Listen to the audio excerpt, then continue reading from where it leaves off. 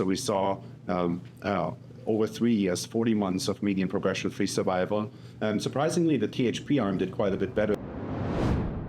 Yeah, I think your points, you've made so many interesting points here, and we're in an interesting phase right now where we're de-escalating therapy, but we're also escalating therapy. And, I think about it in terms of getting back to your point about maintenance therapy, induction and maintenance therapy, and perhaps if we're strategic about where we escalate therapy, or at least where we use more effective therapies, then perhaps it'll set us up for more successful either maintenance or even the curative approach that you alluded to, the elusive curative approach. And I think trials like the Stop Her trial and ongoing trials in that vein will be helpful in terms of addressing whether or not we can achieve that. But for now, I think that successful induction is really critical. And for a long time, the successful induction regimen was indeed Cleopatra, as you've been discussing.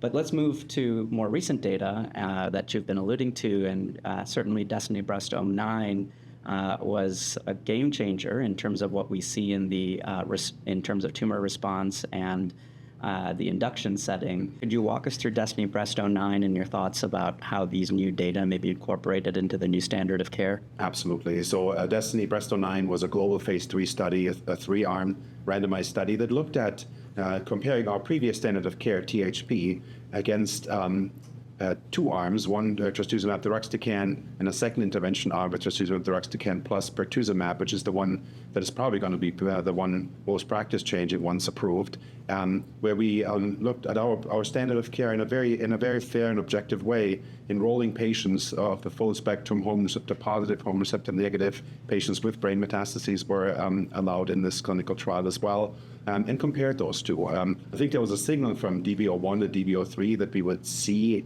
the cross-trial comparison, probably a favorable response, but the data came in probably even better than I had expected. So we saw over 3 years, 40 months of median progression-free survival.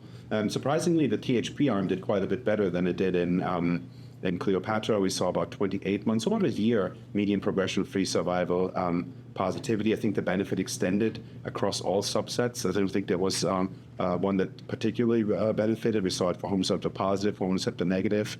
Clearly a signal that we appreciated was in the brain metastatic population. I think TDXD more and more recognized with specific data, but also the correlative data from clinical trials that this is a highly brain active agent. So a lot of excitement about this. I think the discussion came a little bit about the idea of comparing some of the durability of TDXD. Obviously, it's a chemotherapy-based antibody-drug conjugate. So giving this continuously, almost for 3.5 years, was sort of daunting for some.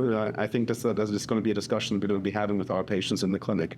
Absolutely. Well, that was a really nice summary of the data. Thank you for walking us through that. And I think we'll certainly get to the question of duration of therapy and perhaps some strategies that we could employ there. But I think it's interesting because for so long, Cleopatra has been the standard of care. And I think, in designing trials, we used to joke that we don't want to go toe-to-toe with Cleopatra because the bar is so high.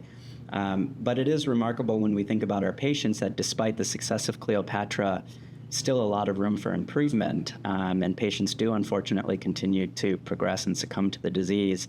And to see a new regimen, TDXD plus pertuzumab, after more than 10 years of Cleopatra as the standard of care is really a shift in the field, a major shift in the field.